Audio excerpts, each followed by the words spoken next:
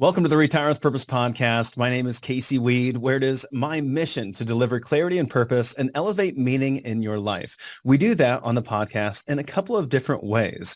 Every single Friday, we get into a conversation on a trending topic that circles around our Weekend Reading for Retirees email series. What's that? That's an email that hits your inbox every single Friday and a resource that you must get, because not only are you getting this amazing email with 4 articles that are trending topics in the financial and non-financial space that are impact this particular time in your lives, but we'll also invite you to special webinars, events. You'll be receiving white papers, all types of books and giveaways along the way. But we also ask you as a subscriber to participate in our conversations. Today, you're going to hear me pull in some of the questions that our Weekend Reading subscribers have submitted for our guest today, John Anderson. We are here on a Monday. Why are we here on Monday? Because every other Monday, we get together with one of our world-class guests and we bring to you a conversation that is in a long-form format. And today we have a world-class guest. We have John Anderson joining us here today. We have a baby boomer that has no intention of retiring.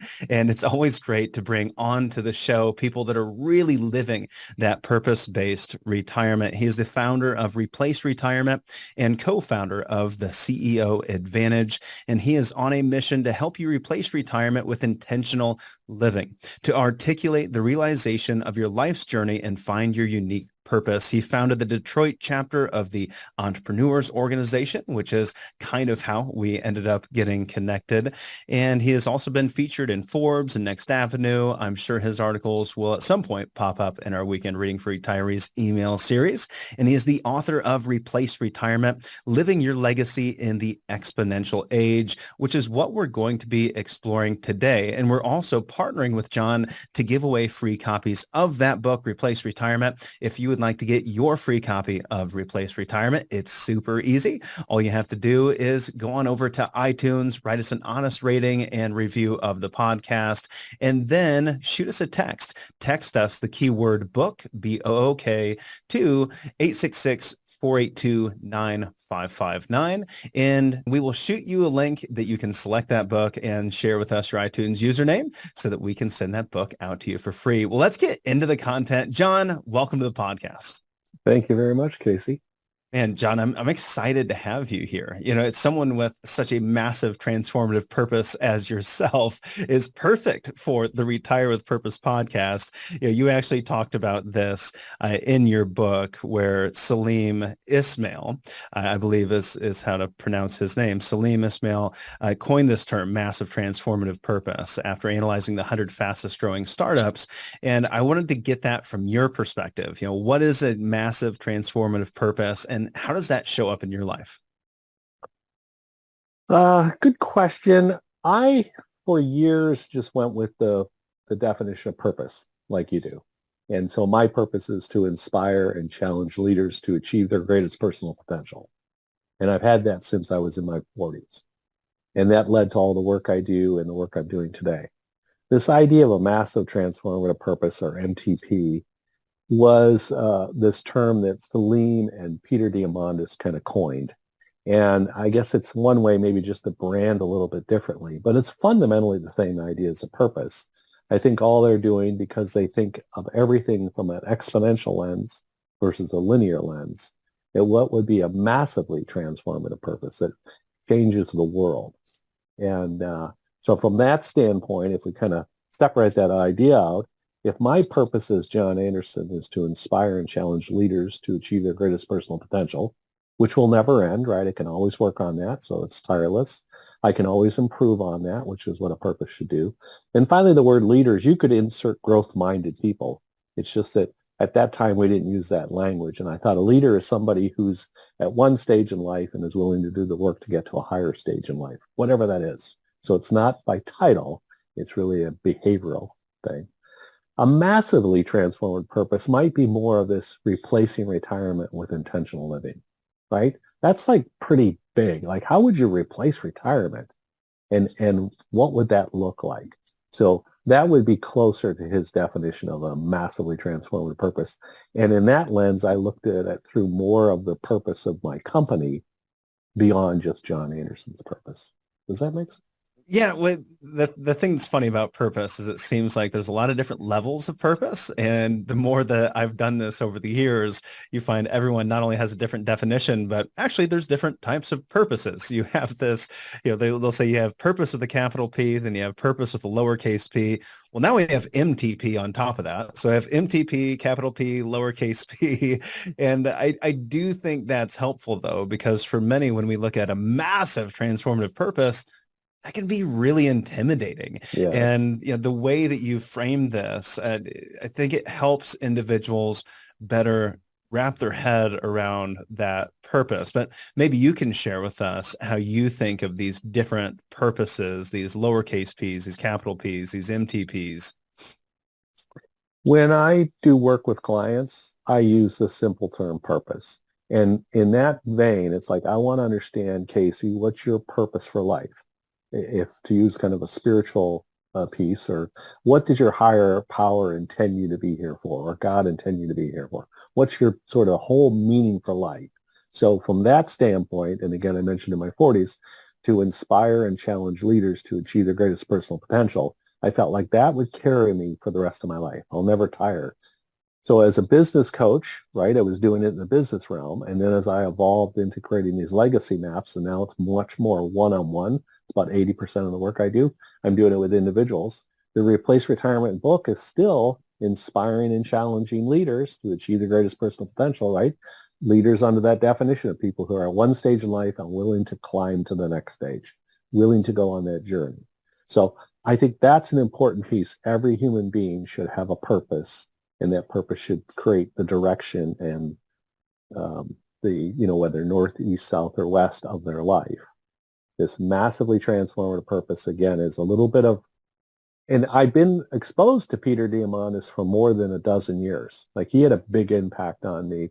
And here's this guy talking about, in the next 10 years, we'll see 100 years of change. Well, that's exponential. That's not just linear growth. That's like massive growth. And that's why I kind of pay attention to that and so on. I'm not going to discount this idea of a massively transformative purpose, or as both followers of Dan Sullivan, the recent book by Benjamin Hardy, 10 times is easier than 2 times. It's that same idea. He's saying, perhaps it's not that much more difficult to have a 10 times growth strategy than a 2 times growth strategy. What he's essentially saying, maybe it's not that much harder to be exponential than it is linear. My metaphor for that is flying. So when we're young and we get on our first flight, it's very exciting, but we're walking to the back of the plane. And what you notice right away is all the first class passengers have already boarded. They're in their seats, they're watching their movie, they're having their drink, and it's almost like the walk of shame to the back of the plane. And so those of us who are kind of driven as leaders, like, I want to get in the front of the plane. Like, I want to get on first, I want to get off first, I want to have my drink, I want the bigger seat. That's my goal. That's my aspiration. That was certainly mine as a young man. Then when you get in a private jet, it's a whole nother thing. Not so much the fact that you have this private area and so on. It's that plane is flying at 45,000 feet and a commercial plane's flying at about 35,000 feet. At 45,000 feet, the air is thinner. It actually uses less energy for that private jet to fly at 45,000 feet than it does for the commercial jet at 35,000 feet. That's my metaphor for exponential versus linear. It's actually not that much more energy. You got to design your plane to get to 45,000 feet. You still have to land it. You still have to refuel it. You still have to maintain it. But when you take off again, you're back up to that high altitude, that exponential way of thinking, that 10 times. How do we design a life and a behavior that gets us to that altitude instead of just 35,000 feet? That's my kind of metaphor for linear versus exponential, or MTP versus purpose. Yeah, that's beautiful. I think that's one of the best metaphors for that 10x mentality that I've ever heard. And, you talk about making sure leaders are achieving their greatest potential. And that's something that it sounds like you've been doing since your 30s, 40s. At what point in your life did this concept of replacing retirement with intentional living come into play? Did that happen when you were actually contemplating retirement? How did we get to that point? It took a lot of thought, and there is a journey. So if one of the biggest impacts in my life was meeting Vern Harnish. So if I go back into my I started, my first career was working at IBM, which was great. If you think about most baby boomers and back to the 80s, if you could get a job in a really great company, you could be there for the rest of your life. So when I started at IBM, they'd never had a layoff in the history of the company. And it was the most profitable company on the planet. My father, who's president of the company, worked 37 years and grew into the president role, was so proud of me because he's like, you're at the right company doing the right thing. You're on your way. You're set for life, right?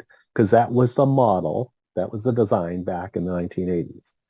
So I'm working at IBM, but then I get this sort of entrepreneurial bug and I decide, you know what, I don't want to be at this company and things are changing, right? The world's accelerating. And so I want to be an entrepreneur and I get into this office furniture business through a partnership with somebody who was actually older. By the way, he had set the goal he was going to die when he was 100. He died on his 100th birthday. The power of intention and goal setting. So I'm partnered with Bernie. I'm running Gorman's Furniture, but I'm really an IBM salesperson, so I don't know much about running the company. So I'm reading Inc. magazine, I'm reading Fast Company, and I see this little caption, the birthing of giants. Every year we invite 60 entrepreneurs from around the world to attend the birthing of giants at the MIT Enterprise Forum, sponsored by YEO, which was what EO was before, and Inc. magazine. I signed up for that. I was one of the 60 people selected. This is back in like 1994. I meet Vern Harish and it's like, this is Obi-Wan Kenobi. I mean, I'm really enamored with this guy. I want to understand more. I want to learn more. I want to become friends with him. And today, Vern and I are very close friends. We spend a couple times a year together at my cottage and doing various things. And so that was a big impact, and that led to business coaching and all the stuff I do today. And he introduced me to, Peter Diamandis and Jim Collins and Patrick Lencioni. These are all people I've known along the way. So Vern, huge influence on my life and continues to be today. The next big person was Peter Diamandis. He's speaking at one of Vern's Fortune events. This is probably 13 years ago. And I'm like, okay, this is like Yoda. This is the guy I have to study for the next 25 years because he's talking about this sort of exponential future and this abundance and all these concepts that I had some understanding of, but didn't really know that well.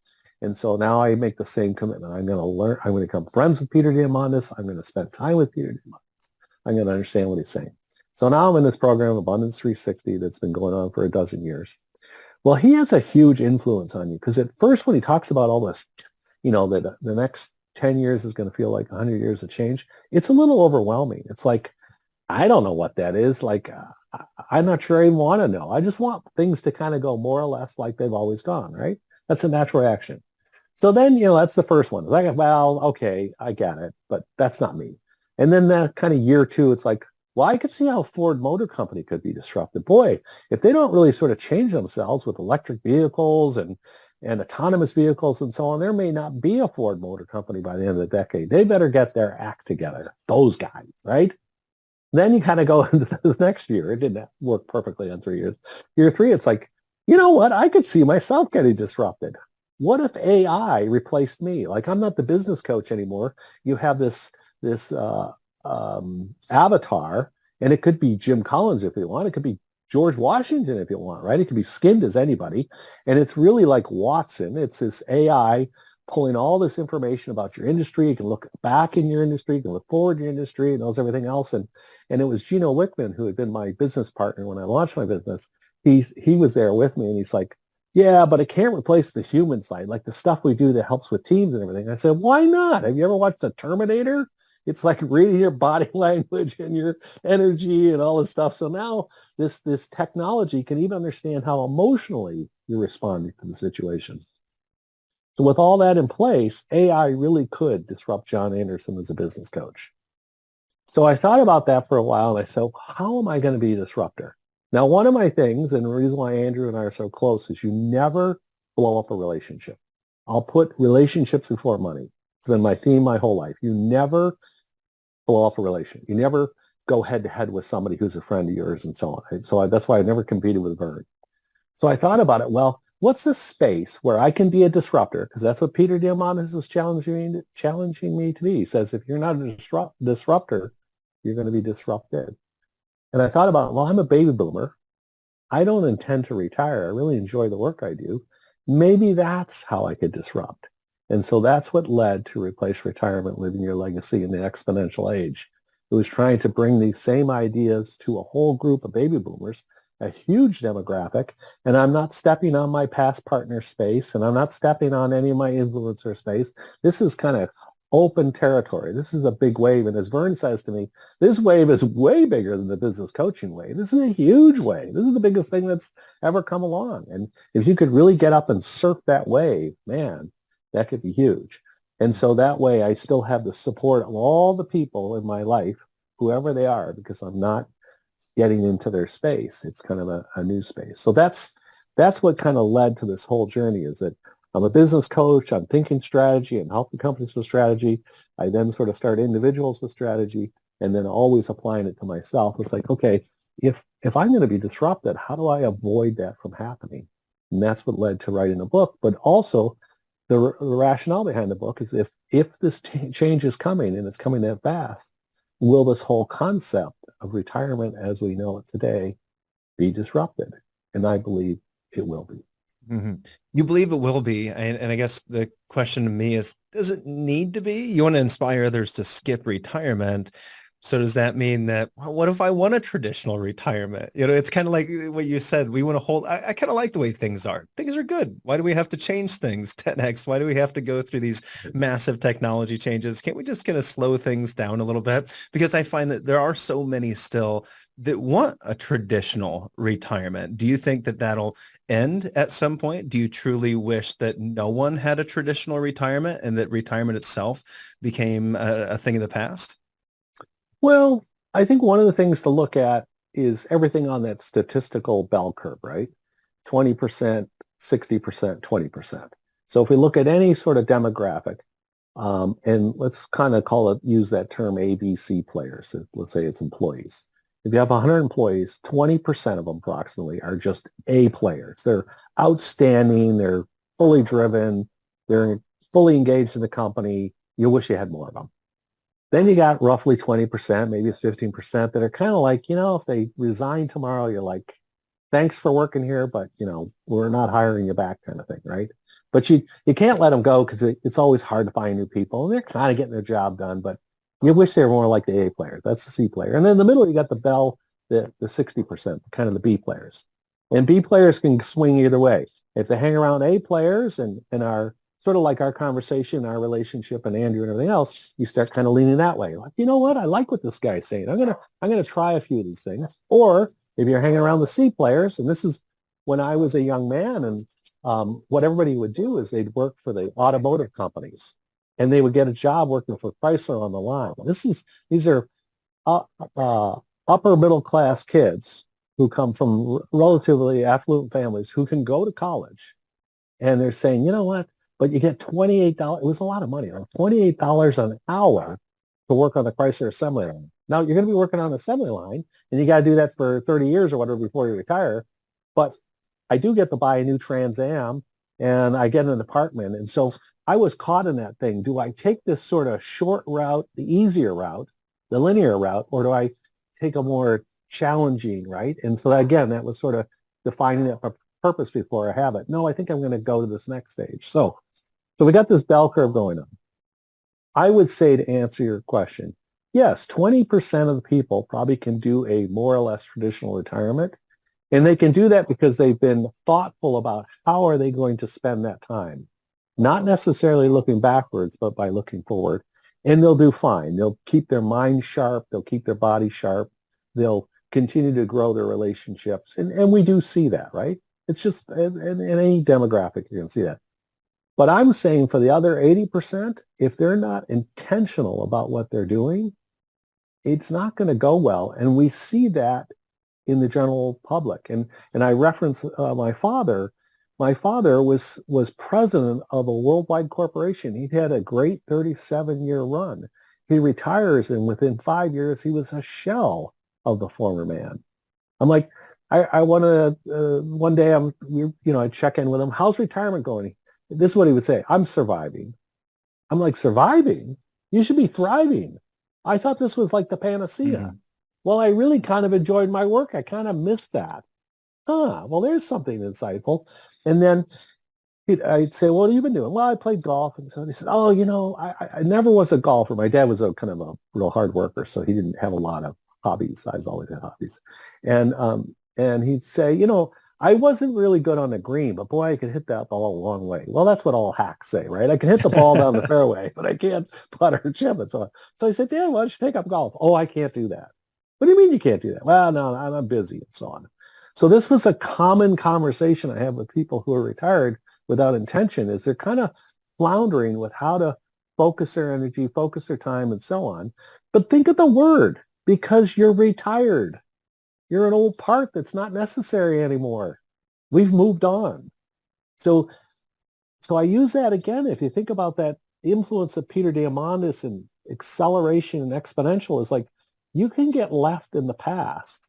And I don't want to do that. I want to be part of this ever-changing dynamic of the world, to be creating value all the way through. So 20% of the population intrinsically know how to do that, create value, and so on. I think the remaining 80% really need to be purposeful and thoughtful about just how are you going to use your time, because time's the most valuable thing you have. Yeah, but I think most think of it as the other way around. Well, there's probably 20% that are struggling now that they're financially independent and they've got all the free time to do whatever they want to do. And the other 80%, they're really having a great retirement. But you're saying it's kind of the other way around. 20% are succeeding naturally in retirement. 80% are still trying to figure it out. And I feel like we might be able to take that even a step further. Maybe it's 20% can live this traditional retirement. They can step in, live the traditional retirement, travel, and just really enjoy what maybe their parents did or their grandparents did. And then you have this other 20% that is probably truly struggling, right? They're the 20% that need to take things to the next level. They need to grow into this exponential age. And you have 60%, they're probably kind of in the middle. They're not sure which one they are. Am I a traditional retirement person? Am I more the exponential retiree? So let's get into the book. Let's get into the book, Replace Retirement, Living Your Legacy in the Exponential Age. And I want to kick it off with a focus on legacy. We all have a different definition of purpose. We all have a different definition of legacy as well. What is your definition of legacy, and where do you feel that we go wrong in our interpretation of what that is? That's a good question, because I don't get asked that a lot. And so I got to kind of think real time. My way of interpreting that is that we think of legacy, if you look it up in the dictionary and so on, it's kind of like an after the fact thing. So, Abraham Lincoln left a legacy. George Washington left a legacy. But were they sort of working on it while they were alive? And one could say, yeah, perhaps, without knowing it. So my thought on this whole legacy idea is that instead of it being something after the fact, can I be in fact shaping it right now? So if I'd like to leave, my children with character and focus and soundness, and if I'd like to, impact others in a meaningful way, why not design that into the model today so it's more likely to be the outcome? Like, we will never fully know the legacy of all the people we touch, right? There may be. I'll share a great story that one of the big mentors in my life was Richard Cooper. And so growing up, I grew up in a sort of upper middle class area. And there was a couple things. I think my parents, and maybe again, you think in the 1950s, there was a lot more behaviors that don't happen today, and diversity and everything else. And so across the street was this Jewish family. And my parents, and I don't know if it was my mother or father, because they weren't outwardly saying it, but there was some disdain. There was something different about that Jewish family. I didn't know what it is. Again, it was all happening kind of subconsciously as a child, but they were the ones that we'd ring the doorbell on and run away. We always seemed to be picking on the Gillises. But I don't know why, right? This is just something that was behavioralized. Maybe it was my friends that I hung around with. I'm not sure what. So now I'm working at this mortgage company, and I'm working in the mailroom. And I have two jobs. I take care of the mail and copy and all these things. And then I also have to do these bank runs, because this is a mortgage company. This is before all the internet and so on. So we literally would take the paper typed up by secretaries in the pool and then go to the banks to make deposit and the Federal Reserve and so on. So everything had to be manually carried around. My job was to use a company car instead of my own car whenever possible, because everybody got fleets of cars back then. I look out in the parking lot one day, and there's no company cars except the chairman of the board, Mr. Richard Cooper, who's this Jewish man. And I have all these things, that Jew, he's walked through the hallway, and, he's blah, blah, blah. So I go in there kind of cocky. I'm a cocky young guy. And I say, Mr. Cooper, the only car in the parking lot is yours. I need to use it. And he throws me the keys, which I was kind of surprised by. And I come back and I give him the keys back. He said, sit down and talk to me. And he ends up becoming a friend and a mentor. Changes my life. First of all, it's like, you got to stop making these opinions about people until you've had the opportunity to determine who they are. Don't let your parents dictate that. Don't let your past dictate that. Treat everybody as somebody you respect until you understand who they are. So Mr. Cooper has this huge influence on me. And one day he says, John, you're going to, he said, I wish I were you. And I'm like, Mr. Cooper, what are you talking about? You're chairman of the board. I'm the freaking mailroom clerk. I'm like, Mr. Loser. And he said, no, you're going to do great things in your life. And I'm like, really? And until maybe my parents had tried to impart that on me, maybe a teacher had, but I didn't believe him. Mr. Cooper had no motive to tell me this. He just did this. So here's his man. He takes me from going this direction in my life and starting me in this direction in my life. What would that look like? So perhaps, and so that would be, you could say that's his legacy. And when I went to his funeral, I'll share a little bit more. I end up marrying a Jewish woman. I'm at a Jewish country club.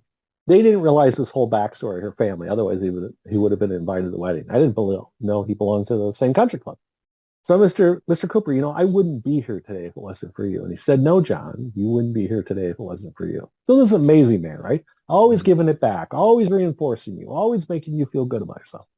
So I go to his funeral, and other people are telling the same story. Like, it wasn't just me. This is what this man did. He changed young men's life. Okay. So that's his legacy. Now, how intentional was he about that? Or was it more sort of secondary? So I share that story with you is that we've all done that, and we will do that through our lifetime. But perhaps if he actually had a vision, and maybe he did, maybe it was more of a subconscious than a written one. But in my case, I'm always writing these visions out. Who am I going to be in 10 years? How am I going to impact the world in 10 years? How's that going to play out? So essentially, I think you can write out your legacy. You can design it yourself. Not perfectly, because, life happens. But that would be my thing, is instead of it's something that happens after the fact, you kind of design it into your life. John, you didn't say anything about money. I think that's where my dad would have went. I know that's where he would have went. I mean, he thinks about legacy, thinks about, the finances. And I find that it seems that most people think about the money, they think about the finances. But in the end, that's not what is most valuable. And you believe that this third age is when we find ourselves to be most valuable. And it's not because of the money. Well, then that weaves in another part of sort of why writing the book, and this all integrates into the story. So I married into a very successful Jewish family who owns a fleet of private jets. And I remember I said, you never step on a relationship, you never burn a relationship. To this day, my ex-wife still lets me use the plane with my new wife. As a matter of fact, last March, we went down to Baja. This is the second year in a row. And I had called her up before I bought my commercial tickets, and I said, yeah, we're going to Baja for, a couple of weeks, blah, blah, blah. But, if we could take the plane, we could take our dog with us. This place is dog friendly. She says, oh, you got to take the plane. And so she pays for that. The company pays for that. $50,000 for me to fly to Baja with my dog and my wife. That's how tight that relationship is. That's what, so never burn a relationship. The other thing about that is that I had the opportunity. I was retired by age 30. I didn't need to work. We have more money you could spend in a lifetime. These are billionaires. My children are in the same situation. So what I found is this panacea that I'd been sold, that it's all about money. You get money and the world's yours and all that. I'm like, this is not delivering the goods. I'm not feeling more fulfilled. Yeah, I go on cool trips. I get to fly around a private jet. It's all cool stuff. But it's not giving me meaning. It's not giving me purpose. It's not creating value. And that hollow feeling happened in my 30s. And again, it takes time. I'm accelerating all that stuff. But I just kind of reflected on, like, this is not getting me where I want to go. And so I walked away from all of that. And that was part of her thing. It was like, thank you for not taking my money. It wasn't about money. I wanted to go back to being a leader who challenges myself to achieve my greatest personal potential. I want to see what that journey looks like. I want to, the road less traveled kind of thing.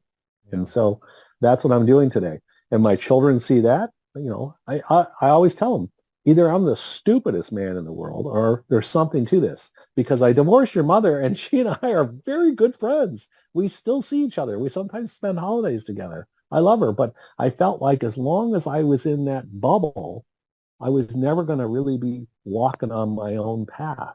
And so I had to step away from that and just follow the road that I created, to create my own legacy. And maybe that goes back to the legacy question. I was living a little bit that family's legacy. I would be able to open doors because of the name of that family. And it was even one of her uncles. I was sitting down with him and I said, yeah, I used your name and I got in here and he said, well, why don't you use your own name? Like, why do you need our name? And so they would tend to mentor me also, like, you need to create your own identity. You need to forge your own path in life. Don't get involved in our family business. You can use it as a resource, but I don't think, even my father, who helped me with my first company, said, you don't need to call and check in with me all the time. You'll never know whether I did it or you did it. You need to know that you did it. But if you get in trouble, you call me up. Like, so there was that kind of unconditional love of support. And at the same time, go carve your own path in life, create your own legacy. So I had that experience of what would it be like to be retired and have all this time and all this freedom on your hand. And I realized I wasn't really free. I was living someone else's definition of what so-called success looked like. And it just wasn't working out. So it still weaves back to everything we talk about to retire with purpose. There has to be this underlying purpose. There has to be a value creation. Otherwise, if I have no value, I think at a subconscious level, it starts that decline. It's sort of the decline I watched my father take, right? Which is, I don't know kind of why I'm here or what I'm supposed to do. I had a similar situation. I have a concierge doctor. He introduces me to one of his clients. Very, very successful. They live on Lake St. Clair in Grosse Pointe, which is a very affluent area. Sold the company, hundreds of millions of dollars. His wife is building a second home on their property on Lake St. Clair, so when their kids come, they can stay in the second house. I mean, that kind of keeps her busy, right? The projects. That's how lots of wealth is. There's all these projects. There's ways to spend money, which is kind of exciting, which is all fine and dandy. This man is miserable. He's experiencing anxiety from like 8 to 5. When he's on vacation, it was okay, like if they went on a European vacation. But on his normal day, he was anxious. Part of it, he's watching Fox News and everything, and I told him, you got to cut out all that stuff. That's just going to freak you out.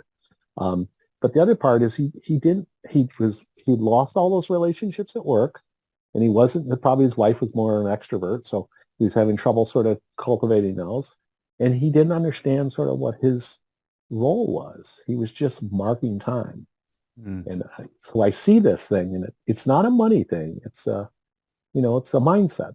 Everything's a mindset. Let's say that we've accepted that. Let's say that we've accepted that it's not about the money. Legacy is about something more than that.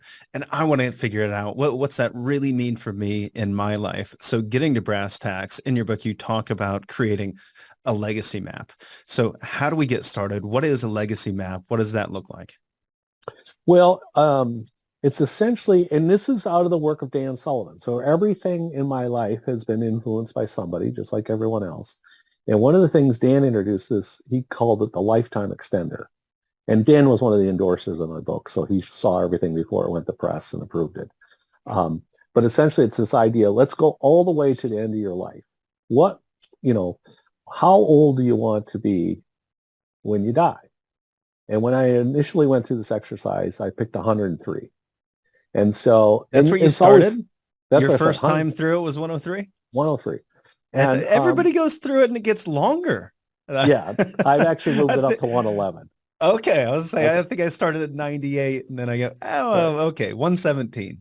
Yeah. Well, before being exposed to that, I probably would have said 65. I was kind of going to flame out early. My mother died when she was young. And so I was kind of flippant, right? So once that 103 number was put down, the first thing I started to look at was my lifestyle. Again, that's where I got kind of scared. Is this lifestyle I'm on, this kind of craziness and over the top and too much alcohol and everything else, I'm not going to make it. And then the concern came is my kids are going to say, yeah, my dad was a great guy, but he kind of flamed out early. And that Mm. was not the legacy I wanted to leave them. Because what are they going to do? They're going to flame out early too. So it's just going to be this perpetual thing. So I'm like, okay, if I'm really going to live to 103, then I need to adjust my lifestyle. I need to start taking care of my health. And so I started making all these changes from that. But that's the power of sort of setting that number 103. And then the next thing I do is I have everybody describe in 6 different areas, what would your life look like spiritually, physically, mentally, um, relationally, and financially, all those things. That said it all. And just like the number 103 is a bit of a kind of, use Jim Collins' term, a BHAG, it was the same thing with my financial net worth. I set it at $20 million. I didn't have $20 million. I don't have $20 million today. It was simply, I could get my head around it. I knew people had $20 million. I certainly had that at one time in my life through marriage. So it's not a crazy number. But what I'm doing today won't linearly get me there. I'm going to have to build new relationships, find new partnerships, find new ways to enhance my value in the world, because I felt that gave me the freedom. That isn't money like you can own a private jet kind of money, but that does give you the freedom to certainly charter one if you want, right? So I don't have to go to a family to use it and so on. So that was sort of my thing, but I would create these sort of aspirational or BHAGs in that long-term plan. Because if you can't believe it in your mind, it's never going to happen, right? So first you got to, so that's the first step, is you got to have this lifetime goals. Then it's just like business. Then you back it down to 1 year. Okay, in the next 12 months, what are the areas I'm focused on? What are my priorities? And those need to be measurable and attainable and so on. But they're To directionally, me, yeah, it kind of sounds like everything that you're explaining sounds a lot like, I'm sure you're aware of Vivid Vision, Cameron Herold's Vivid Vision that you would apply to your business. And so yes. would you make the parallel between Cameron Herold's Vivid Vision and kind of what you're creating from a legacy map standpoint, a very vivid vision of your legacy? Yes. So it's uh, obviously, since I was a business coach for 25 years, this all came out of business coaching.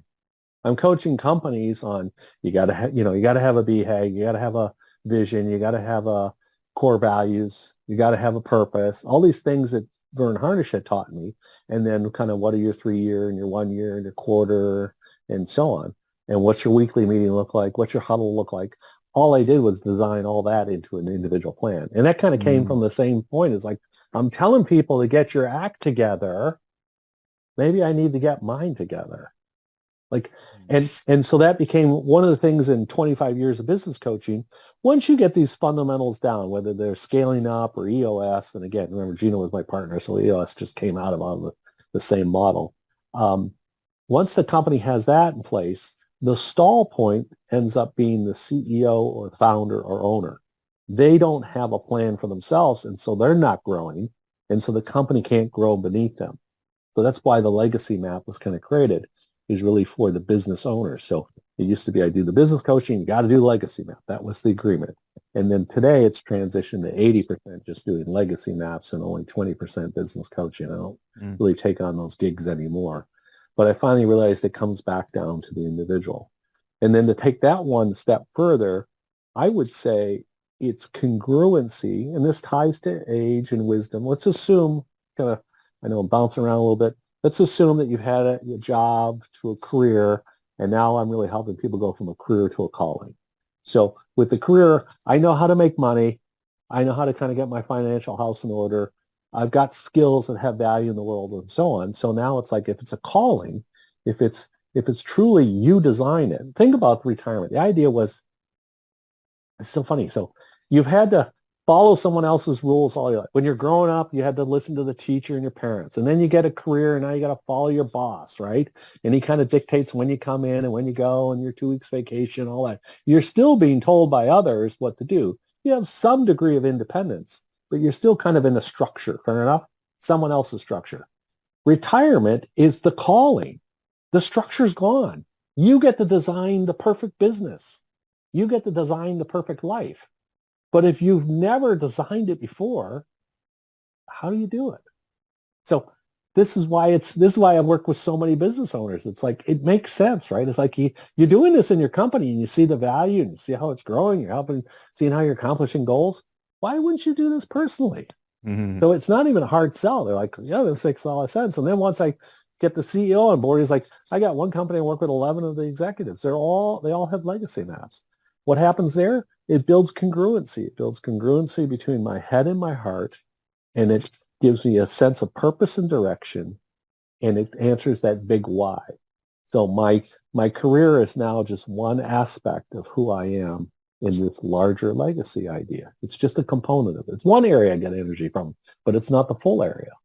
When you say that we need two commitments before we start creating that legacy map to be inspired and manage our energy, I want to hit on both of these, but can we start with inspiration? Because I think a lot of the questions that we did get from our weekend reading subscribers, I think they just kind of centered in general around inspiration, kind of struggling with inspiration. What do I do next? I'm a little lost. So how do we spur and create that inspiration? How do we get inspired?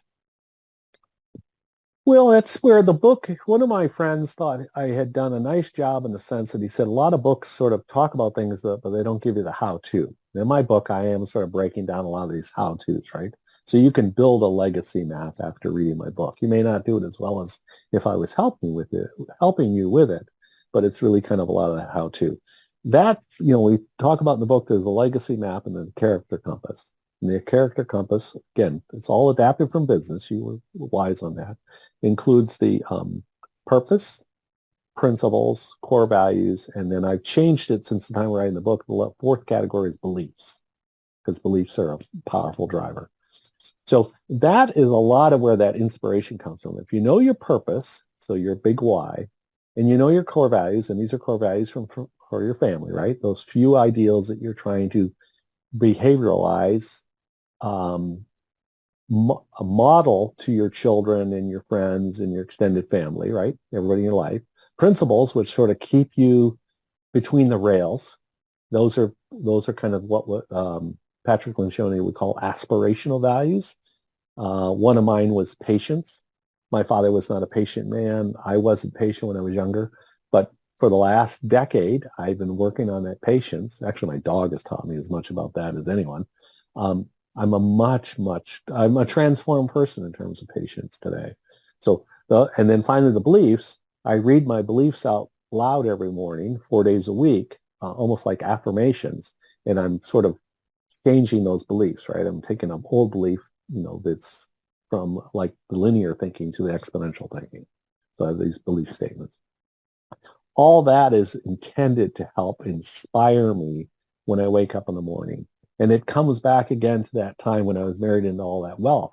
And this is what I've told my children because they have trust, is that most people have a job or a career and they wake up in the morning like, shit, I don't really want to do this. And right? I'd like to sleep in for a little bit longer, but they got to go to work. And so they get up and they have the cup of coffee and they get on their way and so on. And they get to work and they start creating value and they're like, I feel pretty good, right? If it's a slog all day, you're right, you're in real trouble. So it's like, I'm good. And then we come up with all kinds of habits, whether it's exercise or whatever, to kind of help spark on that. Fair enough. I started doing the cold shower in the morning, right? What kind of gets you going? Okay. But I told my children, what happens with you? You got a job, you wake up in the morning, you're like, I don't feel like going to work today. You're like, I'm not going to go to work. What the hell do I need to go to work for? I got all the money in the world. Screw it. And I said that is a really bad way to approach life. Like it's sort of putting your needs before something larger than you. It's a selfish thing. And if you continue, and that is the early stage of life, right? It's, if I use that job, career, calling metaphor again, a job is an extremely selfish thing. It's like, what is this company going to do? Or what is somebody going to do? Because I need to get my paycheck and I got to take care of me. And that's kind of that lower level. A career is somebody who said, oh, I get it. If I serve the company, if I serve the customer, I'm actually taking care of me. But that's how the game's played. I got to take care of my customer. I got to create value out there. And the world will reward me for that. So that's how the game is played. This third stage, calling, which again kind of leads to retirement, is like, no, my driver now can't be extrinsic. It needs to be intrinsic. What is the thing that drives me? What is the thing that inspires me, in the morning to get up and do what I need to do? So that's where I kind of talked about the purpose and principles and so on, and even those lifetime goals. I've got to have something that it inspires me. The other piece we didn't touch on, and this takes a little more time, and this is the hardest thing I have with clients and across the board, is I write a 10-year narrative. So my last one I wrote in 2016 of what it would look like on July 4th, 2026. So it starts out that morning. It's July 4th, 2026. And here's all the things that have transpired over the last 10 years to get me to this point. Interesting enough, I didn't know this at the time I wrote it. That's actually the 250th anniversary of our country. This happens to be the same day. So that's kind of cool. Mm. That was just a serendipitous thing. But that's, so I write a vision in as much detail as I can about 10 years out, which again is getting me towards those lifetime goals. So all that are tools to inspire me to get up in the morning and not just lay in bed. Mm.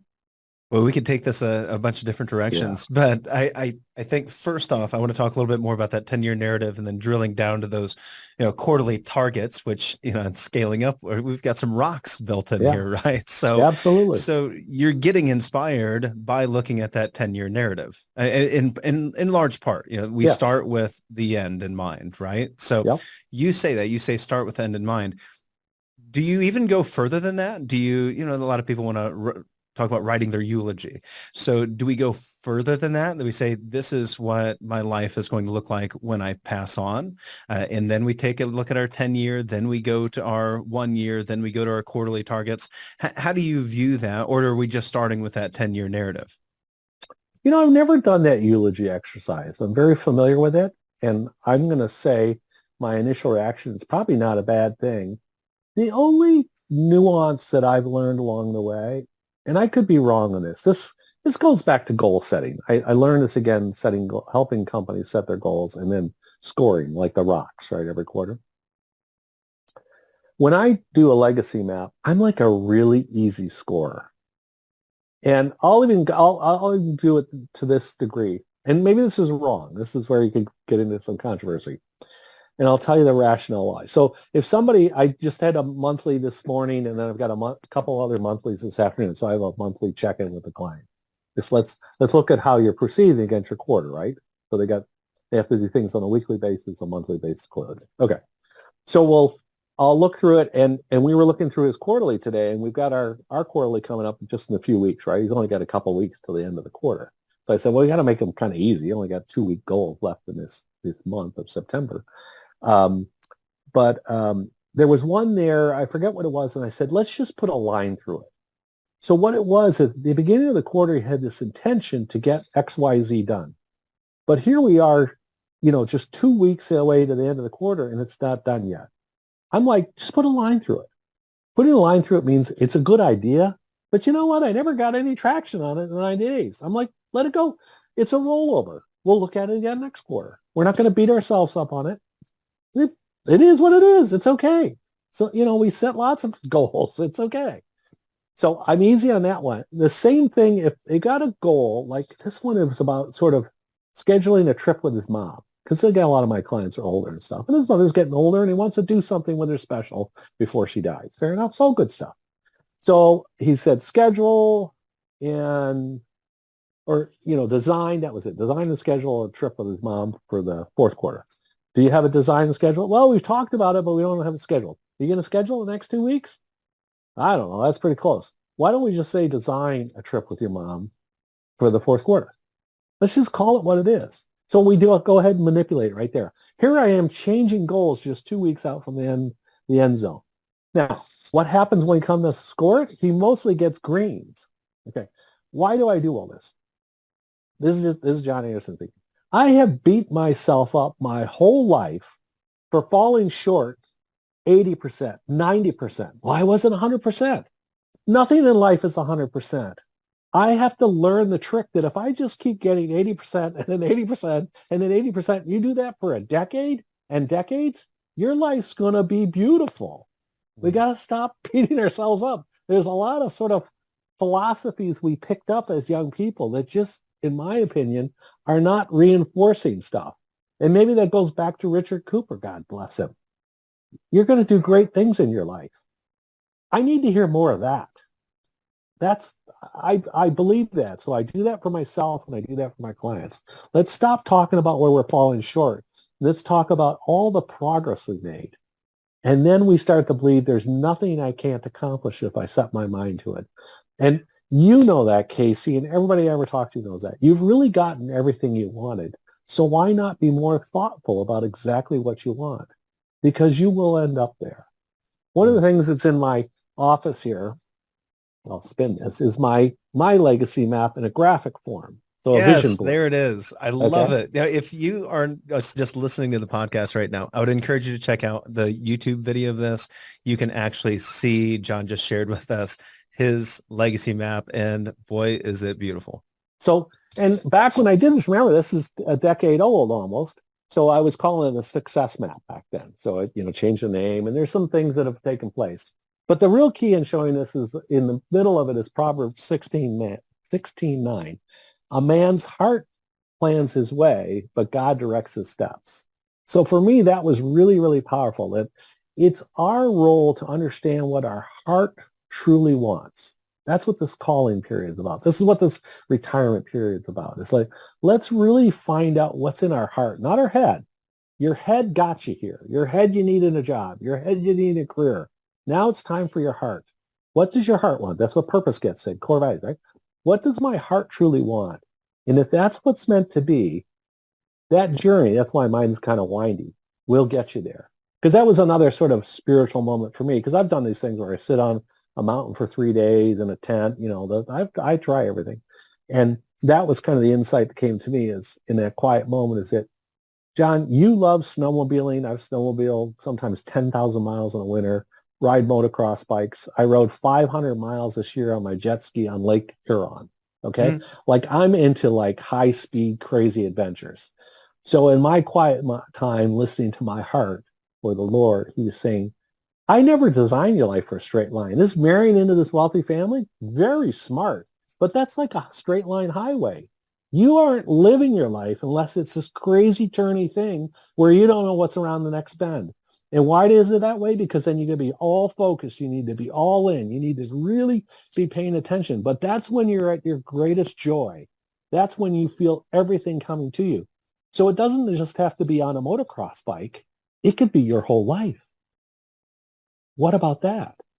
So this is all what that legacy thing and map and everything's about is like, how do I design this ideal life now that I've been given this time, money, and freedom to do whatever I want on whatever terms I want? I need to really be thoughtful about this because this is the last chapter of this thing. Like if I don't figure it out now, I don't want to die with regrets. Well, I shoulda, coulda. And that's what I felt a little bit with my father. My mother didn't take care of her health, so when times got difficult, she couldn't fight through the diseases. And my father he just coasted the last part of his life. And it's not that he didn't visit his kids and his grandkids, and I took him on some trips and stuff. And I love the guy, and he taught me so many great things, and he paid for my college education. I don't want to run him under the bus, but that last part of his life, I think he missed out on a lot. And so his lesson to me is, I'm not doing that. I'm going strong all the way. And yet I take the month of August off, right? I take the month of February off. It's not that I don't have downtime. I'm probably off at least 3 months a year. I've been working this year into more of a 4-day week. So it's Monday through Thursday and I get a longer weekend because I really like that. It's like, Saturday and Sunday is going like that. So that extra time Friday kind of helps the whole thing. So again, it's always tweaking and designing. Just like I choose who I'm going to work with as a customer. And I choose the timing on that. And oh, by the way, they don't mind that I'm gone in February and August. They get that. That's the way I roll. I'm living my legacy. I can hear some, we're talking about, well, you have your 10-year narrative, and then you have these lifetime goals. You have these top 6 priorities. You have this 1-year goal, then you have these quarterly targets. We have this 30-day focus plan. Then I've got to meet with my coach. They're going to hold me accountable. They're going to ask me all these tough questions. I've got to figure out what my principles, my core values, my purpose, my beliefs are. And then I've got to have these daily rituals. That kind of sounds like work. I just got done working. I don't really want to do all this work. What do you say to others that say, yeah, that just feels like too much work. I just got away from that. Well, and as you bring all that up, and I appreciate that, Casey, one of the things that's not in the book, because we hadn't designed it that at the time, is we have something called the weekly triangle. So there is this sort of 30-minute weekly huddle where we're checking in every week. So that's not even in the book, and that was a big kind of addition to the practice. But coming back to your challenge there, I would agree. It does sound like a lot, and I do get some of that pushback. But it kind of goes back to my original purpose to inspire and challenge leaders to achieve their greatest personal potential, and why so much of my clients are YPO and EO members and so on, or strategic coach, right?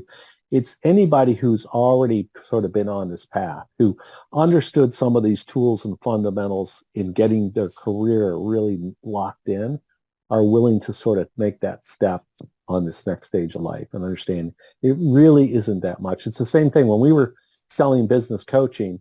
You know, if you add up, Vern had it in Rockefeller Habits, if you add up all the time for all those meetings, it's less than 10% of your time. Mhm. So we're really talking about a small investment of time. The other thing I would pull from is Stephen Covey. It's being proactive. Let's say it's 10% of your time. You're being proactive with 10% of your time. You can still be reactive with 90% of your time. So it isn't all that much. The other thing I'll kind of play on is that Covey also talked about in the 7 Habits of Highly Effective People about the sort of quadrants. And he said quadrant 1 was those things that are urgent and important. And quadrant 2 are those things that are important but not urgent. And then we'll forget about quadrant 3 and 4 because they're kind of a waste. The people I usually start to work with, or whether it was in business coaching or personal coaching, are usually ninjas at quadrant 1. They're really good at both important and urgent. They know how to dismiss those things that aren't important. What they're not good at is important but not urgent. The entire legacy map is important but not urgent.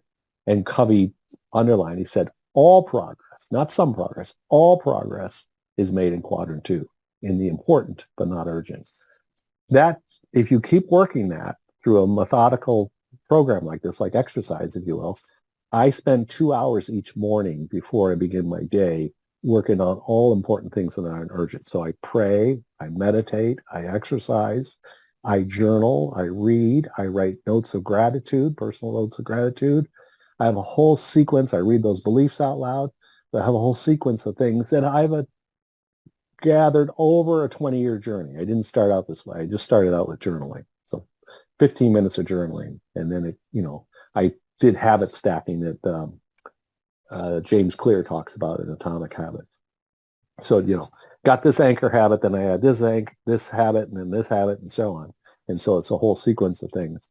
But it's like now I'm spending 2 hours a day proactively on things that aren't urgent, but are very important, so that the rest of my day can hopefully follow that same line. Why do I do that? Because we're in a world with all this noise and these devices here, right? I, my screen time is like nothing. It's like they're just, that's why I'm out in the woods and doing it's like, what are the things, that's the whole legacy. What are the things that are important to me that aren't necessarily urgent? And how do I direct my life so that I get there? And then finally trusting back to that curvy road. I'll take that one step further. And even to Dan Sullivan's credit again, Dan Sullivan introduced the idea of a strategic byproduct. So he said, when you're on your journey from today to a future goal, it's not a straight line. And he kind of did this little thing that there's these kind of curves, if you will. But what happens along the way are these strategic byproducts. Something comes to you, some insight, some lesson, some uncovering that couldn't have happened if you hadn't set the original intentional goal. And now you sort of look through that in life, like, ooh, I know there's going to be a strategic byproduct on this crazy curvy direction of where my lifetime goals are. And now I'm going to be more aware of it and looking for it. I'm going to be responding to things versus reacting to things. So everything we're talking about is just a reinforcement of every book, whether you go back to Marcus Aurelius or anyone else, right? I'm just applying all this knowledge, which is, by the way, one of the tools of this weekly triangle.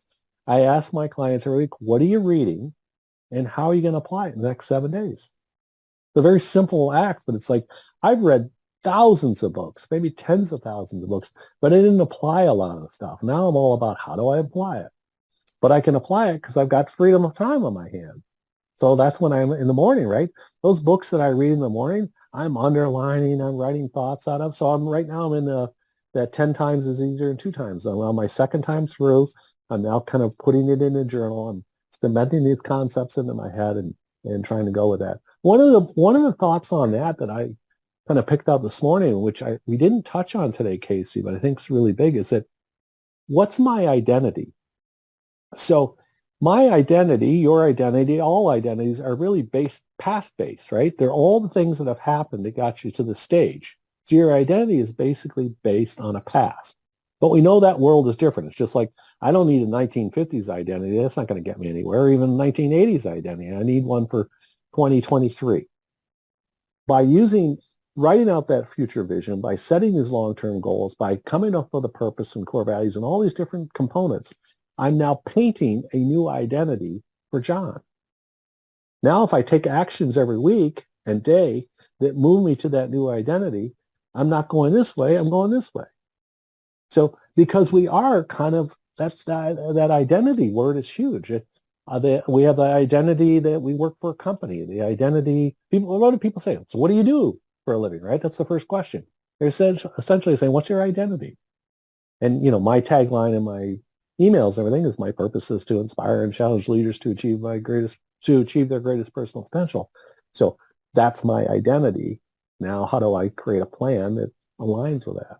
So I'm not doing anything new. I'm just taking all these concepts and trying to package it into some sort of path that gets me to where I want to go. And then I've had the blessings along the way of having this sort of like, okay, you got all the money in the world. You won the lottery.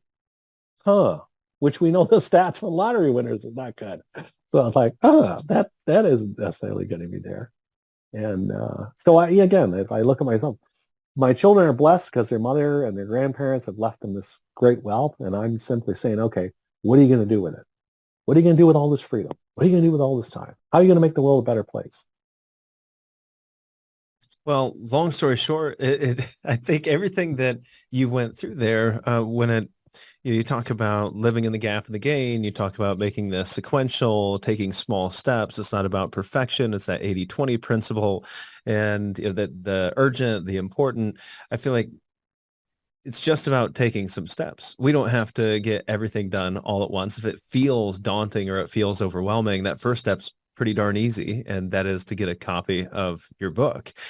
And guess what? We're going to be giving away that book for free. So if you say, all right, I'm inspired, and now I want to get started building my legacy map, and I just want to start making some small steps, it's super easy to take that first small step because we're going to give it away to you. So if you'd like to get a free copy of Replace Retirement, Living Your Legacy in the Exponential Age, all you have to do is write an honest rating and review of the podcast, shoot us a text, texting us the keyword book, B-O-O-K, to 866-482-9559. We'll shoot you a link.